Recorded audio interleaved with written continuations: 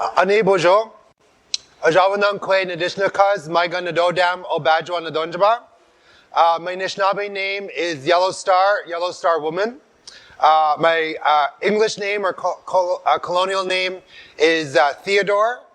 Theodore means gift from God, so you're welcome and I apologize. But most folks know me as Teddy. My background's in social work, theater, and bingo. And I'm going to be giving a presentation today on basically about Two-Spirit 101, or on identities, experiences, and histories. If you can't see the screen, I apologize, but I will probably read it out to you as we go along. So just a land acknowledgement here. This presentation is brought to you by the Robinson Huron Treaty Territory, land of the Anishnabe. I recognize that many Indigenous people who live and gather on these lands today of Boating call this land home. This includes people of Batchewana First Nation, Garden River First Nation, Anishnabe Cree First Nation, and Métis Nation of Ontario. My pronouns are they, them, he, him, and she, her. I have two sisters. My one sister calls me her brother, and I'm an uncle to her three boys. My other sister calls me her sister, and I'm an auntie to her little one. And they can call me whatever they like, they just can't call me for money. I don't have any. I'm in advocacy and art. There's no money in advocacy and art. If that's what you're studying right now as your major, change it. Take business. Go into mining. No, just kidding, don't go into mining. My name is Ozhawa Anung Kwe, Yellow Star Woman. I was gifted that name a few years ago, about 6 years ago, and understanding that the teaching that came with it is that some stars can be genderless or gender fluid. And then so with my name, I can have the option of adding Kwe or woman to the end of my name, and if not, I can just be Yellow Star. I sit in the Wolf Clan. I'm from Batchewana First Nation, grew up on Rankin Reserve. So right across the tracks from Trunk Road here in Sault Ste. Marie. I have a diploma in social service work in Native specialization, and I'm a visual artist and a storyteller. This portrait is actually done by Kent Monkman. He's a Two-Spirit artist, visual artist, and this portrait can actually be found at the Royal Ontario Museum down in Toronto. So it's about 7-8 feet tall. I remember walking around the corner, I was trying to find it in the museum a couple of weeks ago, and then I saw it, and I was like, oh fuck. It was kind of shocking. It was really big. So, the creator makes no junk. This is a teaching that I was given by my elder, Willard Pine from Garden River First Nation. Understanding that the creator doesn't create any junk, and that we're all given a purpose and gifts. Along with those purpose and gifts, the creator also gives us helpers to better understand our purpose, to better understand our gifts and our roles within society and our roles within our community. Those helpers can be anybody from an elder, a knowledge keeper, a social worker, a counselor, a teacher, a parent, grandparent, an auntie and uncle, any of those people that we look up to that can better support us no matter who we are. So you can't really see this photo, but this photo is a picture of me and my family. Those are my two sisters there. After this picture was taken, my sisters stopped wearing dresses and I started wearing them. I was making the joke now that out of the three of us, I'm the prettiest. They hate that joke, but it's true. We're just trying to keep them honest. But when I was young, I did not have my language. We didn't have our culture. We didn't grow up in ceremony. We didn't grow up in powwows or anything like that. So I was very confused about who I was. My reserve is within the city limits of Sault Ste. Marie. So, and a lot of my friends who I hung out with were Italian. And then some of them looked like me. So I remember the first time I came out to my mom, I was like, Mom, I'm Italian. And she's like, what do you mean? And I was like, well, Shane, he looks like me because he's got dark hair and I got dark hair. He's got brownish skin, I got brownish skin. He eats pasta, we have fried spaghetti. We're Italian. And she's like, that's not how that works. And you're Ojibwe and maybe a little bit stupid. I was like, okay. And then she's like, this is what it means to be Native. I can't tell you everything, but this is what I know. I'm like, okay. She's like, sometimes we smudge, sometimes we don't. Sometimes we go to powwow, Sometimes we don't. There's a thing called residential schools. I don't know much about that. If you have any other questions, you'll have to ask somebody else. So I said, okay.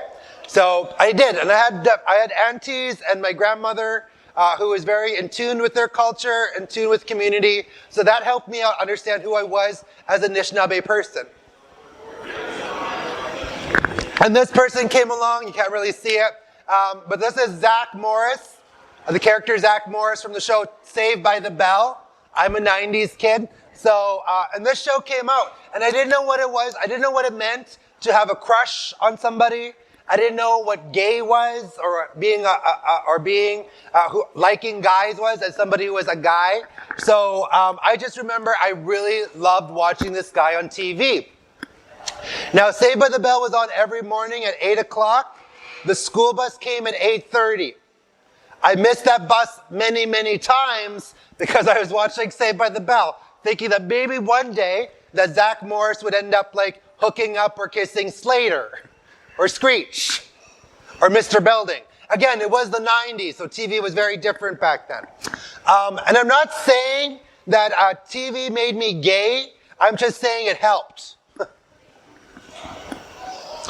As I was also finding out what being gay was, because when folks are like, Teddy, are you gay? I was like, well, what does that mean? And they're like, well, that's when like two guys like each other. And I'm like, oh, like how I like Zach Morris.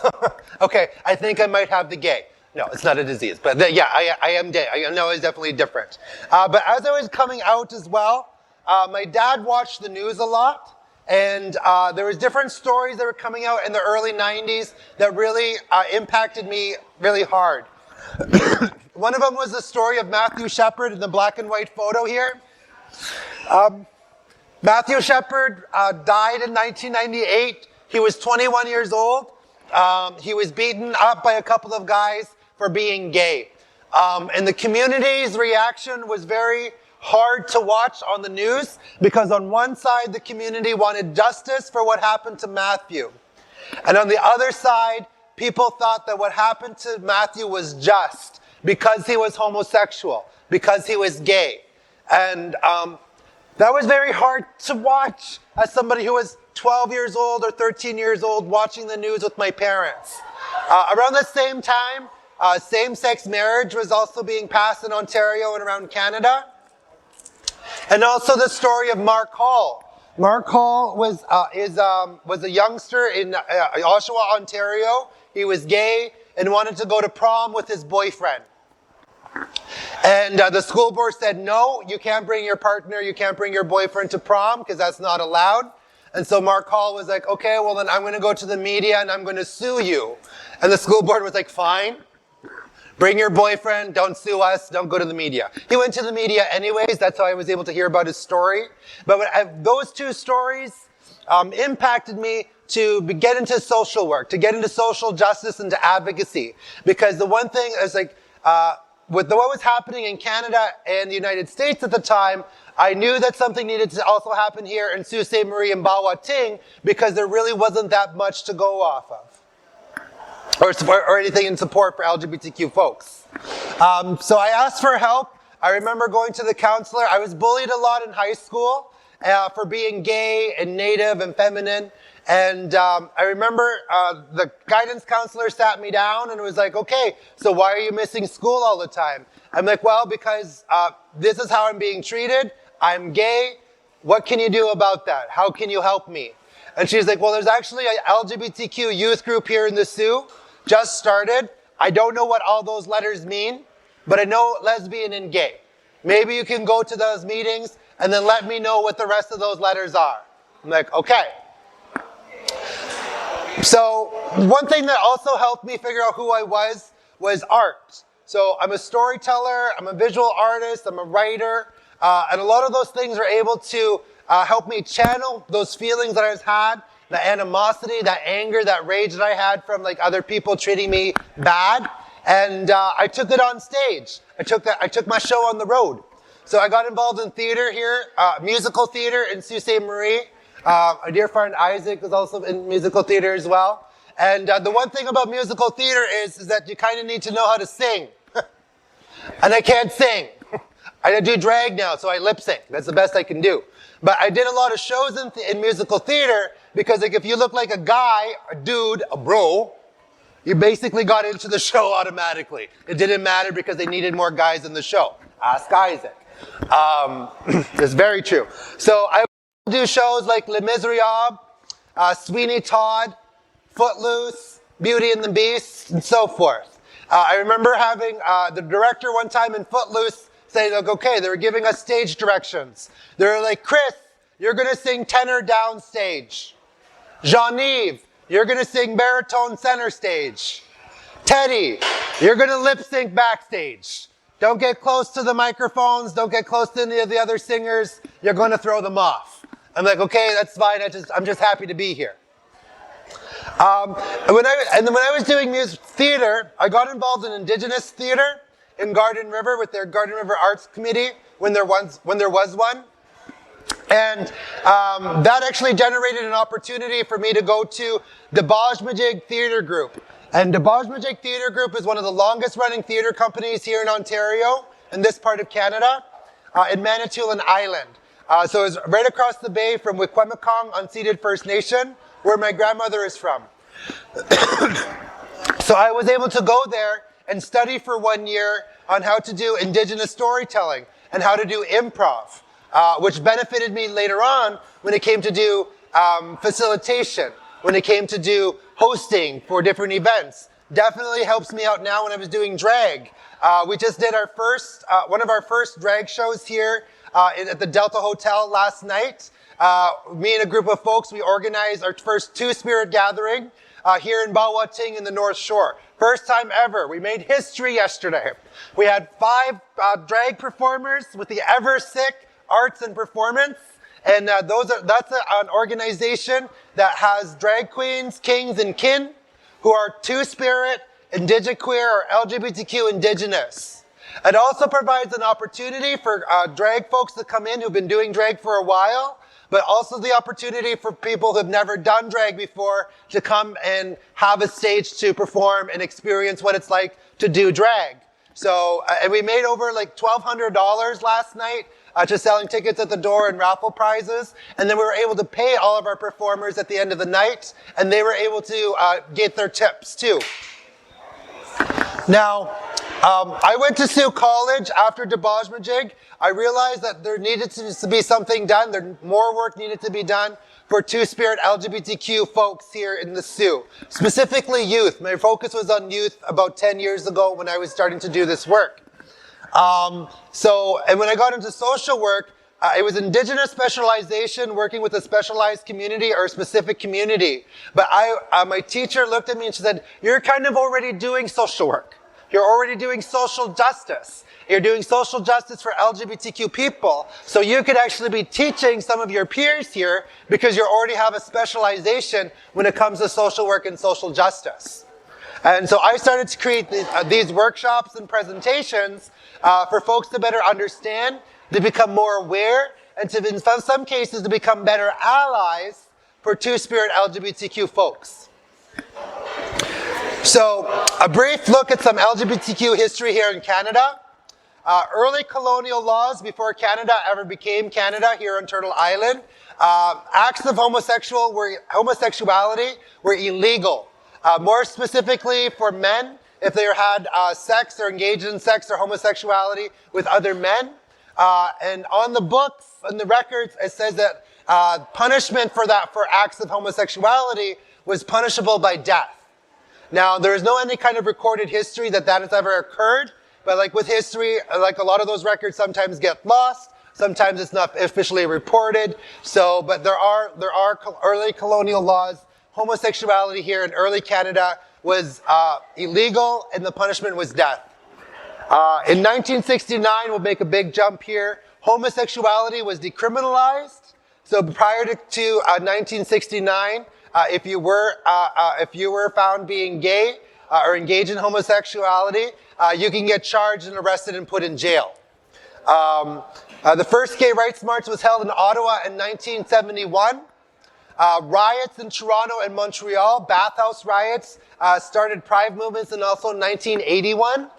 So bathhouses are basically where people can engage with other folks and have engaged in public sex. And bathhouses that were like basically monitored. Kind of like harm reduction centers, controlled areas where people could do it in a safe place. However, police kept on raiding these institutions, they kept on raiding these private businesses and arresting everybody that was found in the bathhouse. Now, they weren't just arrested and put in jail and charged. They were also outed in many ways because their names were taken and sometimes given to the media.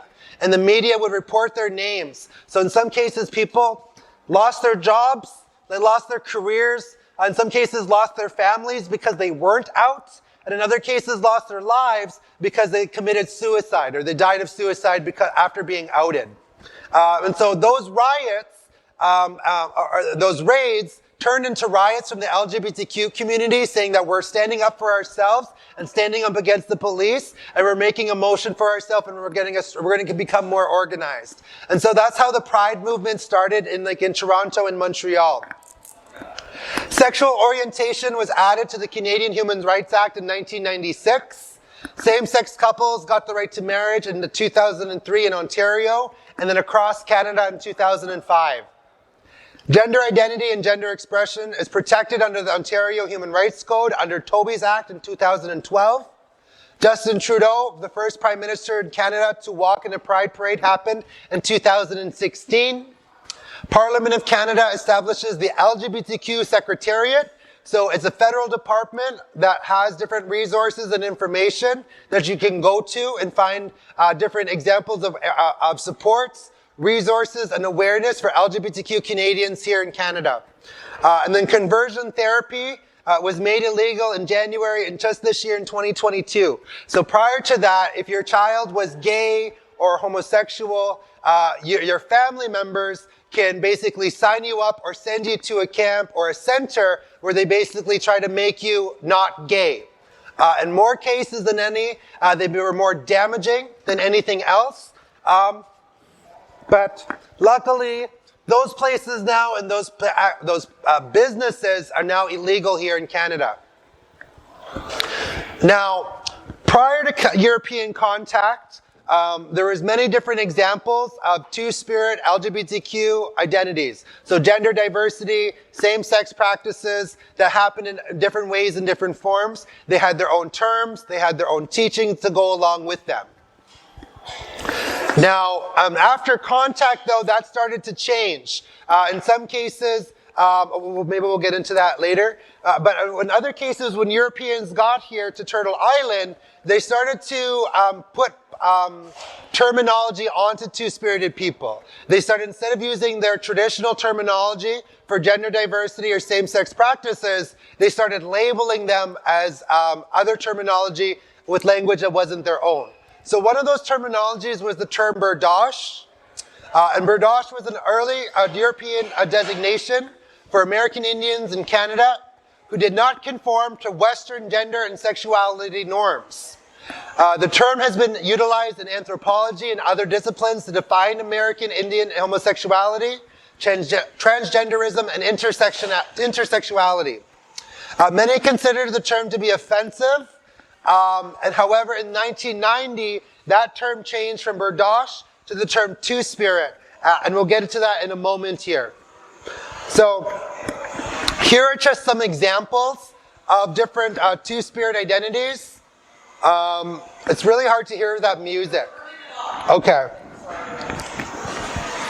So Barchi Amp Pineleaf, she was an accomplished warrior, and she was part of the Crow Nation. And with Barchi Pineleaf, she was actually kind of like in third of command in her community. She was able to take on both husbands and wives, and also in a polyamorous way as well. So she was able to have multiple wives and multiple partners at the same time. Oshtish and Datas were also from the Crow Nation. These are different early examples of them. The Oshtish was a keeper of the Bade tradition, so another two-spirited term for that for the Crow Nation, which was a male-bodied person in the Crow community who lived their daily life in a feminine way. Now, and this person here is Weewa. So Weewa was probably one of the most photographed two-spirited people of Turtle Island in North America. Wiwa is from the Zuni nation, the Limana, who is assigned male at birth, but lived their life taking on split roles within their community and wore clothing of both men and women.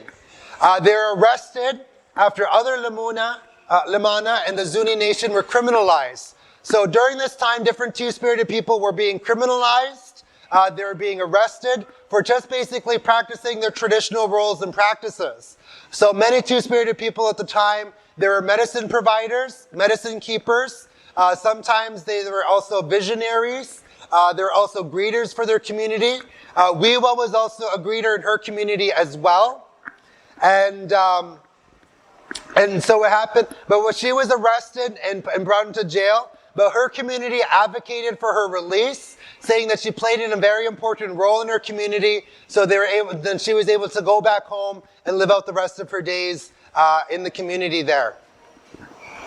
Also, Funny Nation, because Wiwa was revered and respected in her community, so much so that the President of the United States at the time asked for different representatives to come to the White House so they can take a selfie.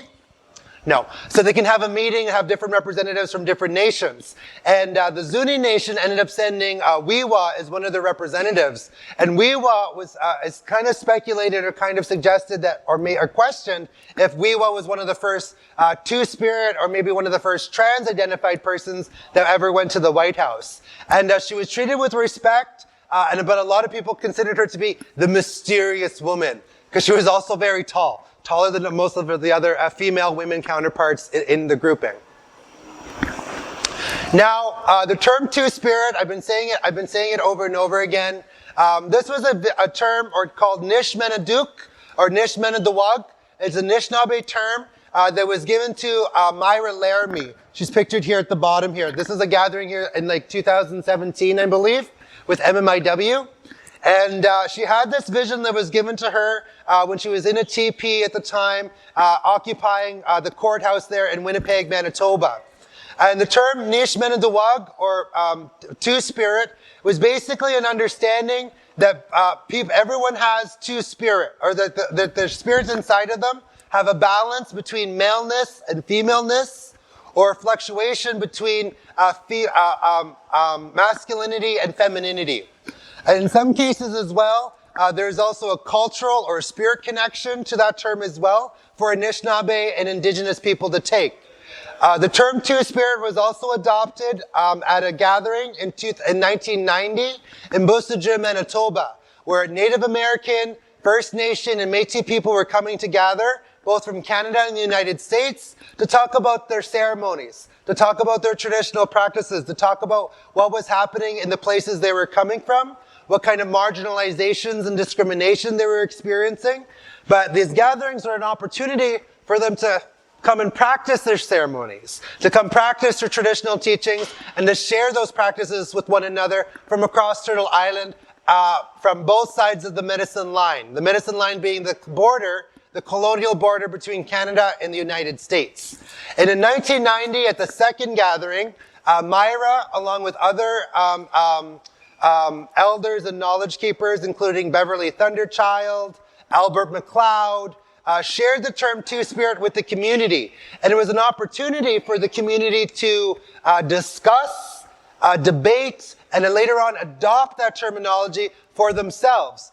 Instead of taking terminology like the term berdosh, another label that was placed onto them, or other language like homosexual, lesbian, bisexual, transgender, that sometimes misses the mark for Indigenous people when it comes to spirit, when it comes to culture, when it comes to those traditional practices.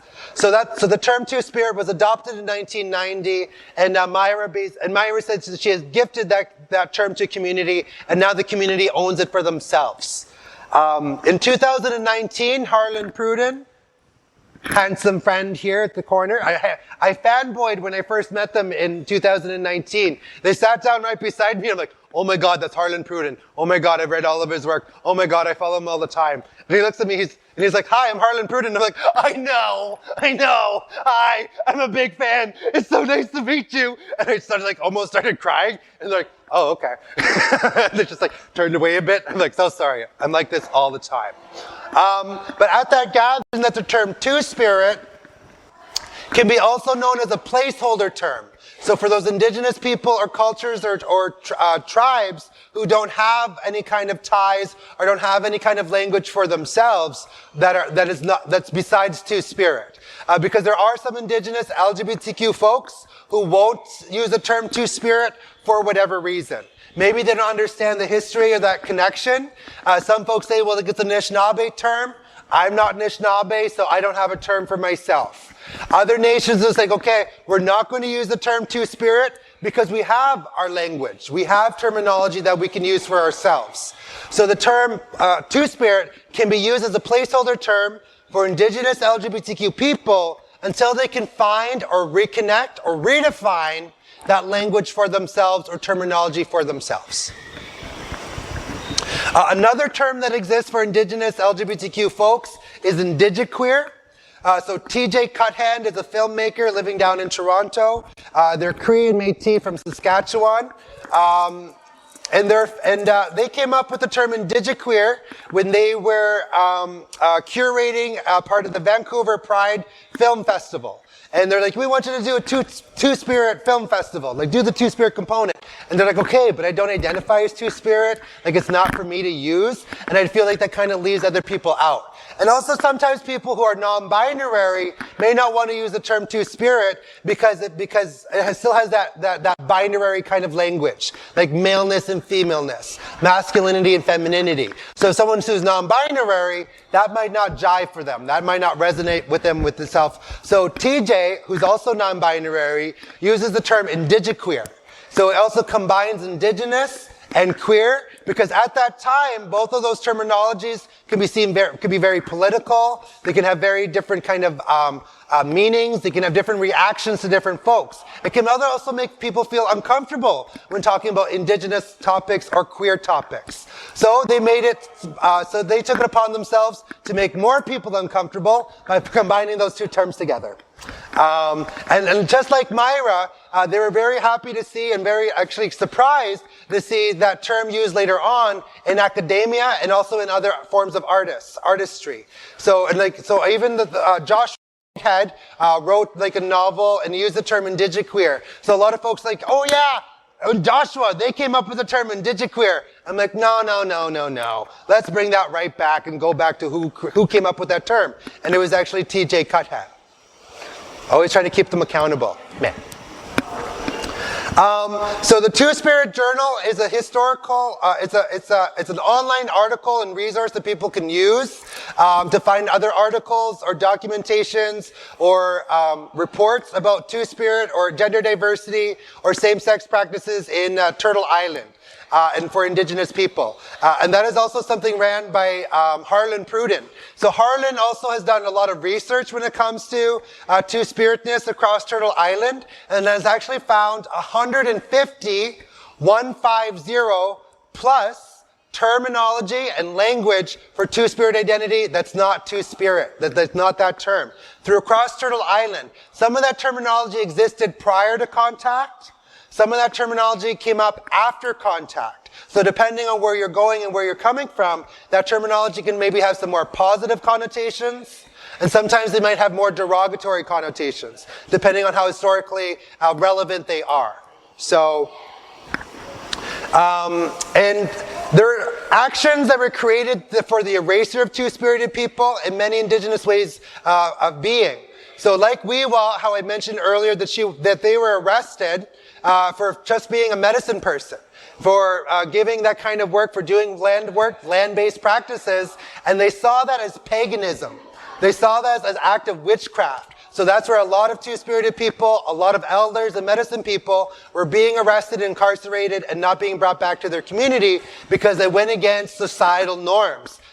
European societal norms as being a pagan or witchcraft.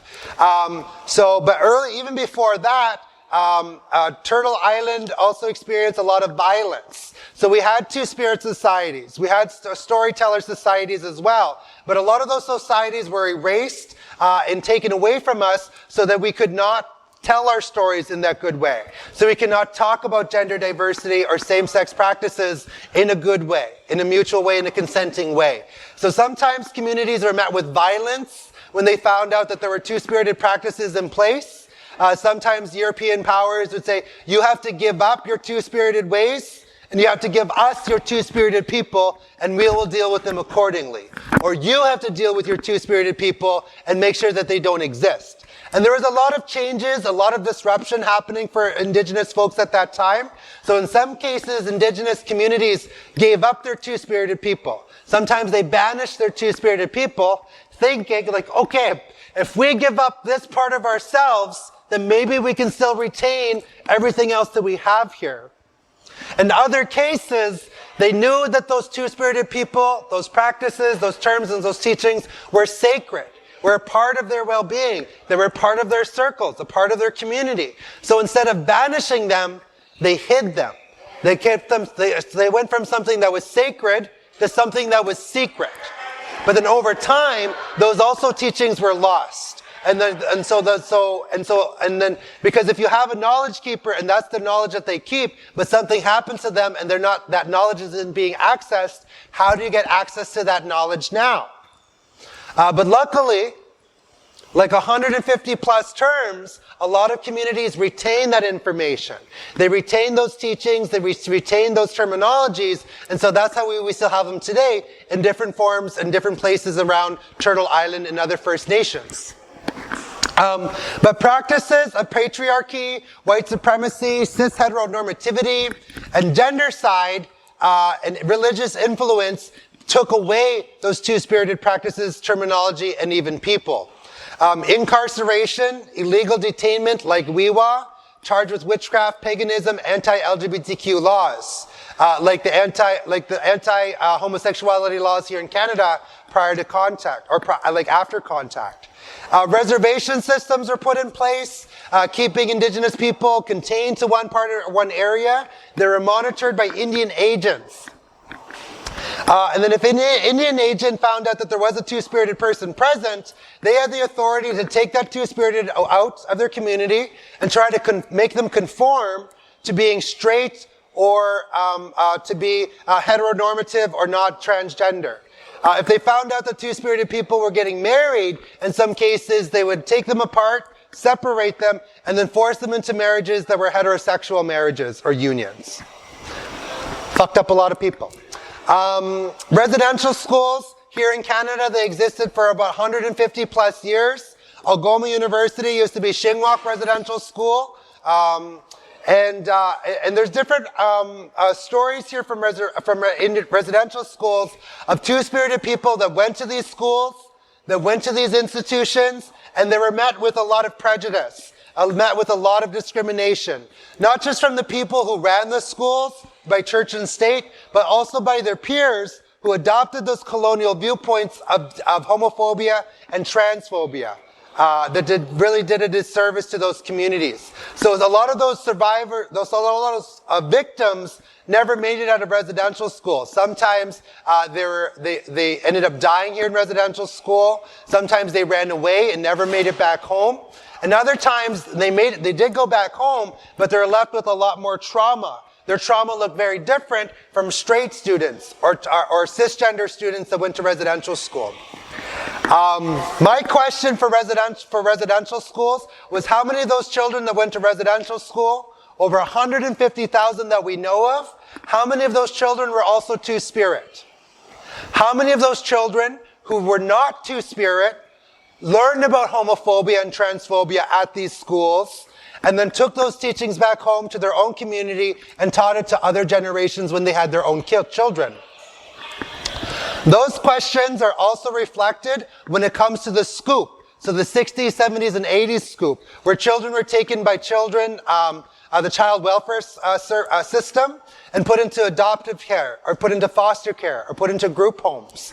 How many of those kids were also Two-Spirit or LGBTQ and Indigenous? How many of them were put into foster care homes or group homes that were homophobic or transphobic? How many of those children that weren't cisgender or that were cisgender or heterosexual learned about homophobia and transphobia at those schools or at those in the scoop and continued to practice those teachings later on? So modern barriers that Two-Spirited people can experience today, and again, this is not reflective to every Two-Spirit person's experience, but sometimes people can experience a lot of them or a combination of both.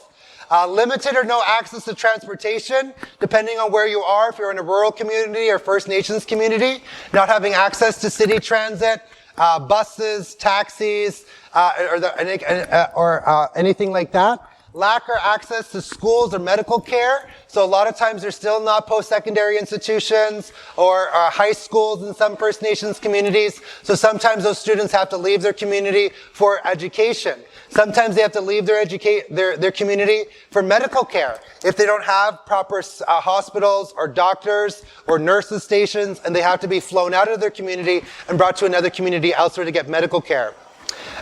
Limited or no access to housing options. Limited access to employment opportunities, depending on where you are, where you're coming from, or what your other barriers might be.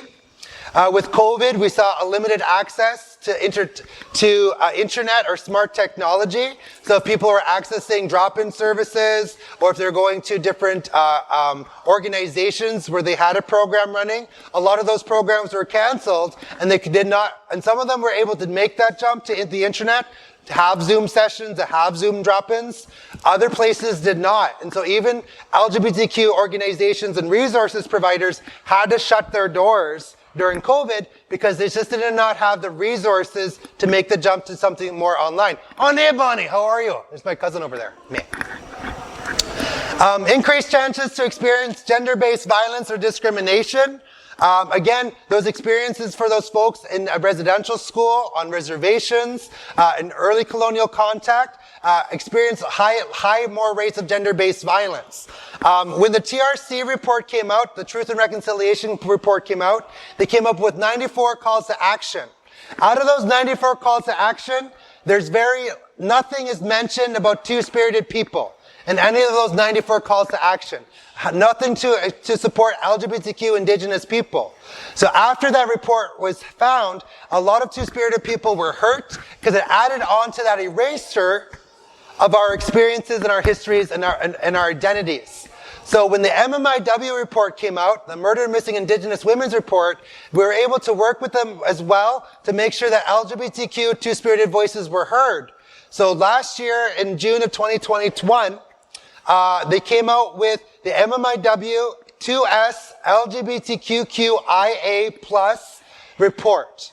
And that report is basically Section 18 of the MMIW Calls to Justice. And in that Section 18, there are 32 points where people become more aware or can try and build policies or practices for Two-Spirit inclusion.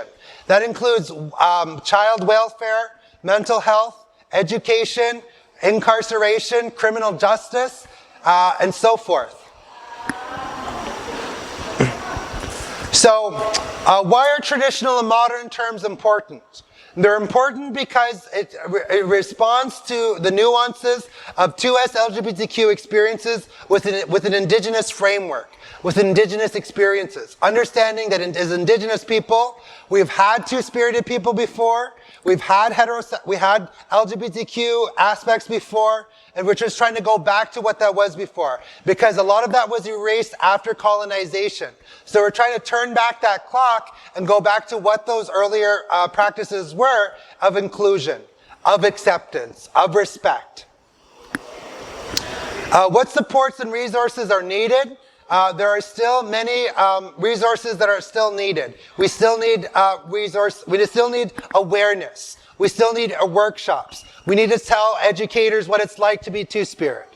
We need to tell nurses and doctors what it's like to be Two-Spirit. We need to get them to better understand transgender issues, transgender healthcare. We need to have educators understand Indigenous roles and responsibilities, understanding that the education system may not be beneficial to every Indigenous student, that the healthcare system may not be useful for every Indigenous client or patient when they access their care. So here are some examples that we can use. When it comes to people, consulting with community and compensating for their time and experience. Reaching out to professionals and community members with lived experience so you can better understand their stories and how their stories can impact your organization or your practices or your policies moving forward. Create advisory and councils or committees that reports to the board, or making sure that maybe they have a board seat as well. Have representation on your board, your leadership, staff, volunteers, etc.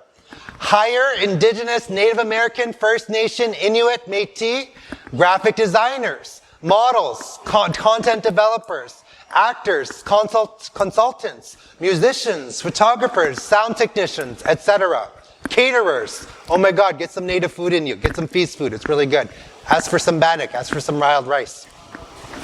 Policies. Update and advocate for policy and procedure changes. If you have the power to do so, if you are in those systems of power to create change, advocate for us when we're not there.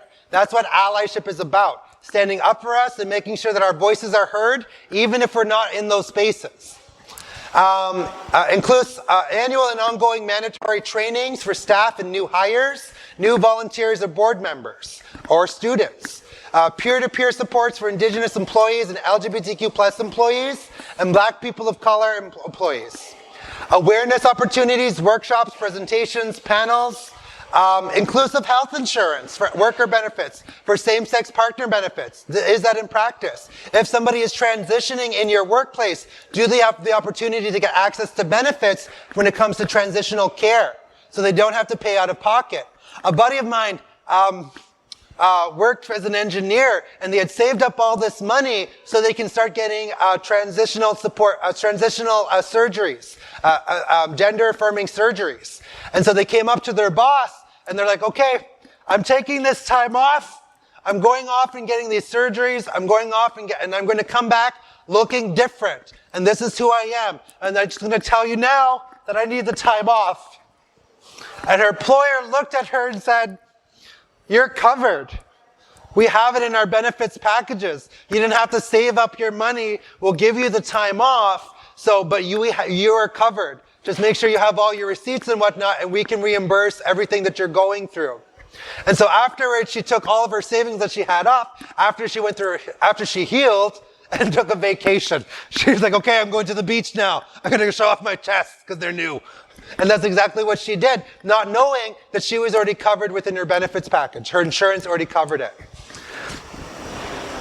For cultural allowances too, for Two-Spirit or Indigenous people, there are cultural days that are non-specific. It's not sick days, it's not vacation days, but federally that's mandated for 2 to 3 cultural days that people can take to go off and do ceremonies, to go to see an elder, to go see a knowledge keeper, to go do their traditional practices, land-based activities, no matter what that can be. So making sure that your policies also reflect that if you have Indigenous people on your payroll.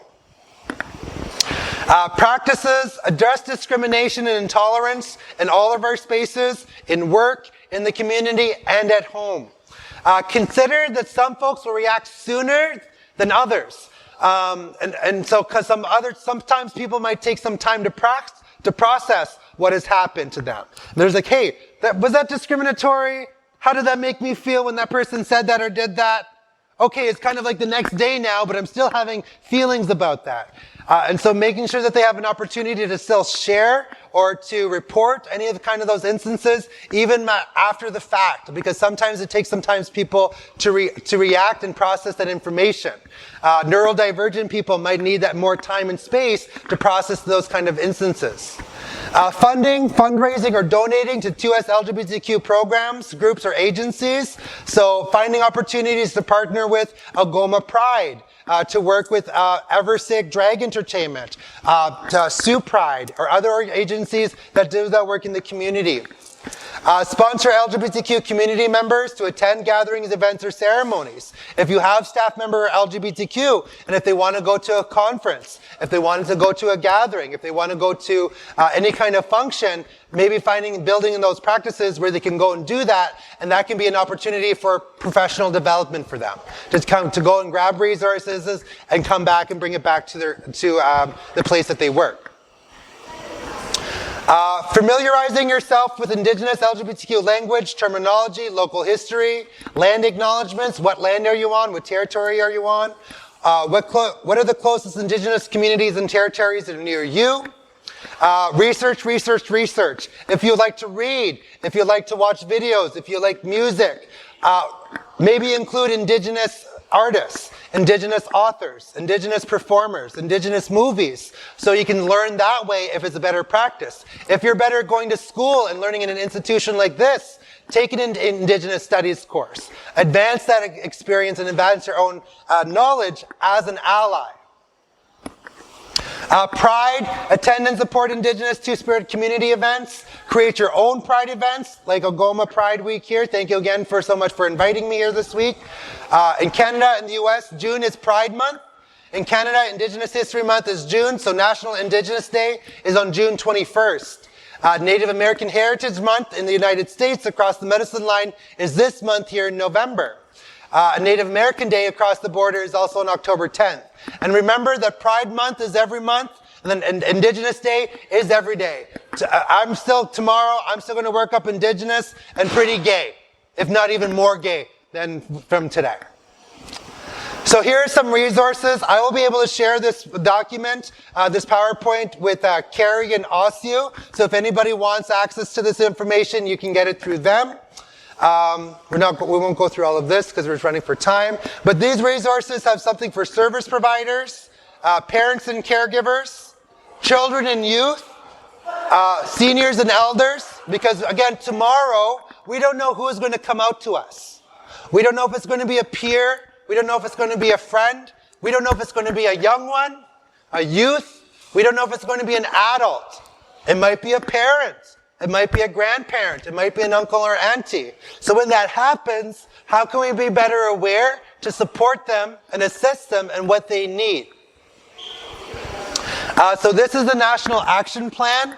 It's embedded on this PowerPoint, so when you receive the PowerPoint, you can click on it and it will send you to a digital copy of it, a digital PDF of it.